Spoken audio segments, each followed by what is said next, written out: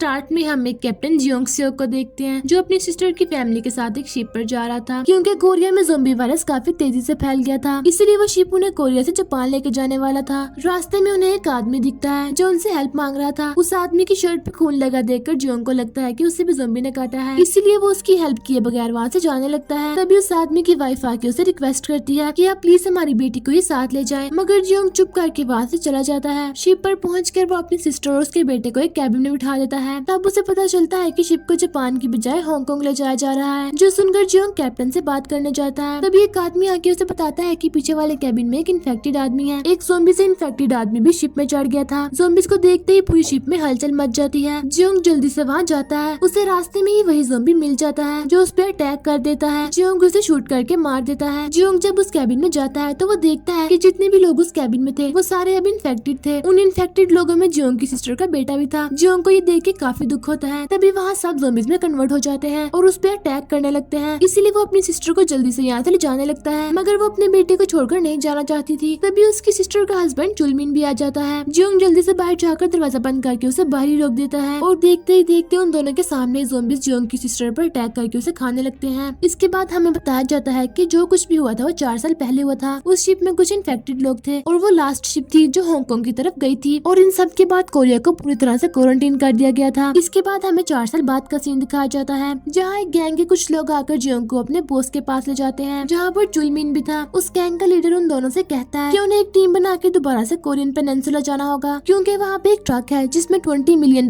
मौजूद हैं और ये काम पूरा होने पर सभी मेंबर्स को $2.5 मिलियन मिलेंगे। वो आदमी उन्हें बताते हैं कि ज़ोंबीज रात को नहीं देख सकते, बस आवाज के जरिए लोगों तक पहुँचते हैं, इसलिए वो उन्हें ये काम रात को खामोशी से करने का कहता है। इसके बाद उन्हें शिप में उस जगह ले जाने लगते हैं। उन्हें सेफ्टी के लिए कुछ वेपन्स और साथ में सैटेलाइट फोन दिए गए थे ताकि जब वो उस ट्रक को ढूंढ ले तो वो उन्हें कॉन्टेक्ट करके बता दे। इसके बाद वो लोग बोट के जरिए पेनिनसुला पहुंच जाते हैं और एक कार के जरिए उस ट्रक को ढूंढने लगते हैं। उन्हें एक ट्रक नजर आता है। जियोंग उस ट्रक को चेक करने जाता है। तभी उसे किसी की आवाज आती है। वो वहाँ जाकर देखता है तो वहाँ पर एक बिल्डिंग थी जो कि गिरी हुई थी और उसमें बहुत सारे ज़ोंबीज थे। जियोंग जल्दी से वक्त जाया किए बगैर गाड़ी में आके बैठ जाता है। कुछ दूर जाने पर उन्हें एक और ट्रक नजर आता है। वो लोग उस ट्रक को चेक करने के लिए जाते हैं। हम देखते हैं कि वहाँ उनके अलावा कोई और भी था जो उन पे नजर रख रहा था। उन्हें उस ट्रक को खोलने पर पैसे मिल जाते हैं। ट्रक को ढूंढने का उनका मिशन पूरा हो चुका था। अब उन्हें वहाँ से निकलना था। तभी उन्हें सामने से किसी की हलचल महसूस होती है और देखते ही देखते बहुत सारे ज़ोंबीज उनकी तरफ आने लगते हैं। एक आदमी जल्दी से ट्रक को स्टार्ट कर देता है और चुलमिन गाड़ी में जाके बैठ जाता है। ट्रक की आवाज से और भी ज़ोंबीज उनकी तरफ आने लगते हैं। जियोंग उन सबको शूट करने लगता है, मगर वो बहुत ज्यादा थे, इसीलिए जियोंग किसी तरह उनसे बचते हुए जल्दी से ट्रक में बैठ जाता है और वो लोग वहाँ से चले जाते हैं। वो लोग काफी खुश थे कि उन्होंने इतनी आसानी से मिशन कंप्लीट भी कर लिया। अब बस वो सैटेलाइट फोन यूज करने वाले थे कि तभी कोई उन पे बहुत सारी फ्लेयर चला देता है जिसकी रोशनी से ज़ोंबीज उनकी तरफ आने लगे थे। वो लोग जल्दी से गाड़ी की स्पीड तेज कर देते हैं, मगर ज़ोंबीज के आगे आने की वजह से उनका एक्सीडेंट हो जाता है। जियोंग सीधा ट्रक से बाहर गिरता है। वो देखता है कि उसके सारे साथियों को ज़ोंबीज ने काट लिया है। तभी जियोंग की तरफ भी बहुत सारे ज़ोंबीज आने लगते हैं। जियोंग उनको मारने लगता है, मगर ज़ोंबीज बहुत सारे थे, इसीलिए जियोंग वहाँ से भागने लगता है। तभी उसके सामने एक लड़की जूनी आ जाती है। वो जियोंग को अपने साथ कार में बिठाकर वहाँ से भागने लगती है। जूनी के साथ उसकी छोटी बहन यूजिन थी। जूनी उन सब ज़ोंबीज को रास्ते से हटाते हुए काफी तेज ड्राइव करती है। इतने ज्यादा झटके लगने से जियोंग बेहोश हो जाता है। जियोंग को जब होश आता है तो वो अपने सामने एक आदमी और एक औरत को देखता है और ये दोनों हस्बैंड वाइफ वही थे जिनको 4 साल पहले जियोंग ने इग्नोर किया था और उनकी हेल्प नहीं की थी, और यूजिन वही छोटी बच्ची थी। इधर हमें गैंग के लोगों को देखते हैं जो उस ट्रक के पास आते हैं और उस गैंग का नाम यूनिट 631 होता है जिसके लीडर का नाम सार्जेंट हवांग था और ये वही लोग थे जिन्होंने उन पर फ्लेयर चलाई थी। उन्हें फंसाने के लिए उस ट्रक के आसपास बहुत सारे ज़ोंबीज थे क्योंकि उसके अंदर चुलमिन छुपा हुआ था। वो अभी भी जिंदा था और उन ज़ोंबीज से बच के ट्रक में चला गया था। उस गैंग के लोग एक दूसरे ट्रक में लाइट्स लगा के ऊंची आवाज में सॉन्ग लगा देते हैं ताकि सारे ज़ोंबीज वहाँ चले जाएं। उन ज़ोंबीज के जाने के बाद वो लोग ट्रक के पास आते हैं। तभी ट्रक के अंदर से जियोंग का एक दूसरा साथी बाहर आता है। उसकी हेल्प करने की बजाय हवांग उसे जान से मार देता है, जिसके बाद वो लोग उस ट्रक को साथ ले जाते हैं। उन्हें लगता है कि इसमें खाने पीने का सामान है। वो लोग उसे अपने मिलिट्री कंपाउंड में ले जाते हैं। इधर जियोंग देखता है कि यूजिन के फादर किम किसी जेन से बात करने की कोशिश कर रहे थे। उन्हें यकीन था कि जेन उन्हें यहाँ से बचा लेगी। यूजिन की मॉम मिनयुंग जियोंग से पूछती है कि वो यूनिट 631 से है, जिसपे जियोंग बोलता है कि वो किसी 631 को नहीं जानता, वो बस कल ही हांगकांग से यहाँ आया है। जिसपे मिनयुंग काफी हैरान होती है कि 4 साल से उन्हें बचाने यहाँ कोई नहीं आया और पैसों के लालच में वो लोग एक दिन में ही यहाँ आ गए। वो जियोंग से उसके बाकी साथियों के बारे में पूछती है। जियोंग बताता है कि वो सब मारे जा चुके हैं। इसके बाद मिनयुंग उसे यूनिट 631 के बारे में बताती है। इधर वो लोग जब उस ट्रक को खोलते हैं तो वो उसके अंदर चुलमिन को देखते हैं। वो लोग उसे पकड़ के अपने साथ किसी गेम के लिए ले जाते हैं। उनके जाने के बाद जब एक एक आदमी ट्रक से खाने पीने का सामान बाहर निकालने के लिए बैग्स को खोलता है, तो वो देखता है कि सारे बैग्स पैसों से भरे हुए थे। वो सीधा जाके इस बारे में कैप्टन सीओ को बताता है, जिसके बाद सीओ जाके उन बैग्स को देखता है। उसे वहाँ सैटेलाइट फोन भी मिलता है, जिसपे कोई बोल रहा था कि सुबह हो गई है, अभी तक तुम लोग पैसे लेकर क्यों नहीं आए। सीओ उनसे बोलता है कि मैं वो नहीं हूँ जिससे आप बात कर रहे हैं, जिसपे वो आदमी बोलता है कि तुम जो भी हो, ट्रक को पैसों समेत ही मेरी बताई हुई जगह पर ले आओ। जिसके बाद वो लोग उनको भी पेनिनसुला से बाहर निकालकर हांगकांग ले जाएंगे और साथ ही उन्हें इन पैसों में से आधा हिस्सा भी मिलेगा, जो सुन के सीओ काफी खुश होता है क्योंकि वो पिछले 4 सालों से यहाँ से निकलना चाहता था। इसके बाद हम चुलमिन को देखते हैं। गैंग के लोग उसकी शर्ट फाड़ के उसके ऊपर नंबर 61 लिख देते हैं। जिसके बाद वो लोग उसे बाकी कैदियों के साथ एक जगह पर ले जाते हैं। वहाँ उन्हें देखने के लिए बहुत से लोग मौजूद थे। ये एक गेम शो था, सब लोग इस शो को देखने के लिए बहुत एक्साइटेड थे। तभी वहाँ एक बड़ा सा दरवाजा खुलता है और उसमें से बहुत सारे ज़ॉम्बीज बाहर आते हैं और यही गेम थी कि ज़ॉम्बीज और इंसानों को आमने सामने लड़ना था। सब लोग ज़ॉम्बी से लड़ने की कोशिश करने लगते हैं। पहले राउंड में कुछ लोग ही सर्वाइव कर पाते हैं, जिनमें चुलमिन भी था। इधर जियोंग के साथ सब लोग ये प्लानिंग करते हैं कि वो रात होते ही मिलिट्री कंपाउंड में जाएंगे और वहाँ ट्रक से सैटेलाइट फोन के जरिए हेल्प लेंगे। जियोंग को इस बात का दुख था कि 4 साल पहले उसने इन लोगों की हेल्प नहीं की। वो जाके मिनयोंग को इस बारे में बता देता है कि मैं वही हूँ जिसने उस दिन तुम लोगों की हेल्प नहीं की। जिसपे मिनयोंग कहती है कि कोई बात नहीं, उस दिन तुम्हारे अलावा और भी बहुत से लोगों ने हेल्प नहीं की। रात होते ही वो मिलिट्री कंपाउंड के लिए निकल जाते हैं। इधर सीओ और वो आदमी किसी की नजर में आए बगैर ट्रक के साथ यहाँ से निकलने की प्लानिंग करने लगते हैं। मिनयोंग अपनी बेटियों से कहती है कि अगर वो सनराइज से पहले वापस ना आए तो वो लोग यहाँ से चले जाएं। जो बोलकर मिनयोंग जियोंग के साथ अंदर जाने लगती है। उन्हें कुछ दूर ट्रक नजर आ जाता है। वो दोनों जल्दी से उस ट्रक के पास पहुँच जाते हैं। वो लोग सैटेलाइट फोन को ढूंढने लगते हैं, मगर अफसोस के साथ वो टूट चुका था। तभी वहाँ सीओ का साथी आ जाता है। मिनयोंग और जियोंग उस पे गन पॉइंट कर देते हैं और वो आदमी खुद ही उन्हें बता देता है कि उसने सीओ को सैटेलाइट फोन पे बात करते सुना था और वो दोनों आज यहाँ से जा रहे हैं। मिनयोंग उसे दूसरे सैटेलाइट फोन के बारे में पूछती है, जिसपे वो आदमी उन्हें बताता है कि उन्हें उस ट्रक में एक आदमी मिला था और वो फोन उसी के पास से मिला था जो कैप्टन सीओ के पास है। जियोंग समझ जाता है कि ट्रक में चुलमिन था जो अभी भी जिंदा है। उसे साथ ही ये भी पता चलता है कि चुलमिन अब उस क्रेजी ज़ॉम्बी गेम का पार्ट है। जो सुनकर जियोंग उसे बचाने के लिए चला जाता है। अंदर फिर से वो गेम स्टार्ट हो गई थी। बाहर सीओ भी उस ट्रक के पास आ जाता है। वो मिनयोंग को देखते ही उस पर फायरिंग स्टार्ट कर देता है। मिनयोंग जल्दी से ट्रक चला के उसे ठोक देती है और उसकी पॉकेट से सैटेलाइट फोन निकाल लेती है। अंदर एक ज़ॉम्बी चुलमिन पे अटैक करने वाला था, मगर जियोंग सही टाइम पे आके उसे शूट करके मार देता है और वहाँ स्मोक करके चुलमिन को लेकर वहाँ से भागने लगता है। वहाँ भी ज़ॉम्बीज़ उन पे हमला कर देते हैं। वो दोनों किसी तरह उनका मुकाबला करते हैं, लेकिन इसी बीच जियोंग की गन उसके हाथ से गिर जाती है और एक ज़ॉम्बी जियोंग को पकड़ लेता है। वहाँ पे गैंग मेंबर्स भी उन दोनों को मारने के लिए आ जाते हैं। चुलमिन अब वहाँ से भाग सकता था, मगर वो ऐसा नहीं करता। वो जियोंग को बचाने के लिए उसकी गन पकड़ के उसकी तरफ फेंकता है, मगर इसी बीच हवांग चुलमिन को शूट कर देता है। गोली सीधा उसके दिल पे लगती है, इसीलिए वो फौरन ही मर जाता है। जियोंग को ये देखकर बहुत दुख होता है। उसे उन सब लोगों पे बहुत गुस्सा आता है। वो अपनी गन से उन सबको शूट करके मारने लगता है। हवांग उसे शूट करने वाला था, तभी मिनयोंग ट्रक के साथ अंदर आ जाती है और उसे जल्दी से बैठने का बोलती है। जियोंग चुलमिन को ऐसे छोड़कर नहीं जाना चाहता था, मगर उसे जाना पड़ता है। सामने से बहुत सारे ज़ॉम्बीज़ आके उनके ट्रक को घेर लेते हैं और शीशा तोड़ के अंदर जाने की कोशिश करते हैं। तभी उनके सामने से तेज लाइट आती है और वो जोनी थी। वो आकर सभी ज़ॉम्बीज़ को अपनी कार के पीछे लगा लेती है और उनका ध्यान बटाते हुए आगे बढ़ने लगती है। तभी उस गैंग के लोग अपनी गाड़ियों के साथ उनका पीछा करने लगते हैं। जोनी अपनी कार की हेडलाइट्स ऑन करके उनकी कार की तरफ करती है, जिससे ज़ॉम्बीज़ उन पे अटैक कर देते हैं। हवांग अपनी कार को उनके ट्रक के सामने ले आता है, मगर मिनयोंग उसे टक्कर मारते हुए पीछे करती है। हवांग काफी चालाकी करता है। वो सभी लाइट्स ऑन कर देता है, जिससे बहुत सारे ज़ॉम्बीज़ उन पे अटैक कर देते हैं। जोनी और मिनयोंग अपनी गाड़ियों से उन्हें रास्ते हटाते हुए आगे बढ़ने लगती हैं। दूसरी गाड़ियां भी उनका पीछा नहीं छोड़ती। जियोंग उसी गिरी हुई बिल्डिंग के शीशे तोड़ देता है और उसमें से ढेर सारे ज़ॉम्बीज़ बाहर आके उनकी गाड़ियों को घेर लेते हैं। इसके बाद जियोंग सैटेलाइट फोन का यूज करके उन्हें बताता है कि वो लोग 15 मिनट में वहाँ पहुँच रहे हैं। सामने उनका शिप बिल्कुल रेडी खड़ा था। तभी सीओ आकर अपनी गाड़ी से जूनी की गाड़ी को टक्कर मारता है। वो जूनी को गन पॉइंट पे पकड़ के उनके वेपन्स नीचे रखवा देता है। यूजिन यहाँ पे अपनी रिमोट कार से उसका ध्यान भटकाती है और जूनी उससे आजाद हो जाती है। सीओ गुस्से में आकर यूजिन को शूट करने लगा था, मगर किम सामने आ जाता है और गोली उसे लग जाती है। मिनयोंग गुस्से में आके उसे शूट करने वाली थी, मगर वो उसकी टांग पर गोली चलाकर जल्दी से ट्रक में बैठ जाता है। जियोंग उसे रोकने की बहुत कोशिश करता है, मगर वो ट्रक को शिप में ले जाता है और बहुत खुश होता है कि अब वो यहाँ से बचकर चला जाएगा। मगर अपने वादे के बावजूद भी वो लोग सीओ को शूट करके मार देते हैं। मगर मरने से पहले सीओ ट्रक को फुल स्पीड में रिवर्स करने लगता है। ट्रक के बाहर जाते ही दरवाजा खुलने से बहुत सारे ज़ॉम्बीज़ अंदर आ जाते हैं और उन सब पर अटैक कर देते हैं और वो सब भी ये देख रहे थे। गोली लगने से किम अब दम तोड़ देता है। उसके मरते ही वहाँ एक मिलिट्री का चॉपर आ जाता है, जिसे वो लोग सिग्नल दे के रोक लेते हैं। मगर इसी बीच ज़ॉम्बीज़ भी उनके पीछे पड़ जाते हैं। मिनयोंग ठीक से चल नहीं सकती थी, इसलिए वो पीछे रहकर ज़ॉम्बीज़ को उनकी तरफ जाने से रोकती है। मगर और भी बहुत से ज़ॉम्बीज़ आने लगते हैं, इसलिए मिनयोंग उन सबको बचाने के लिए एक ट्रक में बैठकर उसका हॉर्न प्रेस कर देती है, जिससे सारे ज़ॉम्बीज़ उसके आसपास इकट्ठे हो जाते हैं। चॉपर से उतर के वो लोग उनकी हेल्प के लिए आते हैं। तभी वो लोग देखते हैं कि वो कोई और नहीं बल्कि जेन थी, जिससे उनके फादर बात करने की कोशिश कर रहे थे। जूनी उन्हें अपनी मोम को बचाने का कहती है, मगर वो लोग नहीं मानते क्योंकि वहाँ पे बहुत से ज़ॉम्बीज़ थे। तभी वो लोग देखते हैं कि मिनयुंग खुद को शूट करके मारने वाली थी, जो देख के वो दोनों बहुत ज्यादा रोने लगती हैं। जियोंग खड़ा ये सब देख रहा था। उसे याद आता है कि बिल्कुल ऐसे ही वो अपनी बहन को मरता हुआ देख रहा था। उसने उसे बचाने की कोशिश तो की, लेकिन अगर वो ठीक से कोशिश करता तो शायद वो उसे बचा सकता था। ये सब सोच के वो फैसला करता है कि इस बार वो सिर्फ देखेगा नहीं बल्कि पूरी कोशिश करेगा उसे बचाने की। वो अपनी गन लेके मिनयुंग की तरफ भागता है। उसे आता हुआ देखकर मिनयुंग भी ज़ॉम्बीज़ को मारने लगती है और ट्रक से बाहर आकर भागने लगती है। जियोंग सभी ज़ॉम्बीज़ को रोकने लगता है। अपनी मोम को आता हुआ देख के वो दोनों बहुत खुश होती है। आर्मी उन सबको सेफली चॉपर में बिठाकर रेस्क्यू कर लेती है और उन्हें सही सलामत पेनिनसुला से ले जाया जाता है। और इसी के साथ मूवी यहीं पे एंड हो जाती है। Thanks for watching.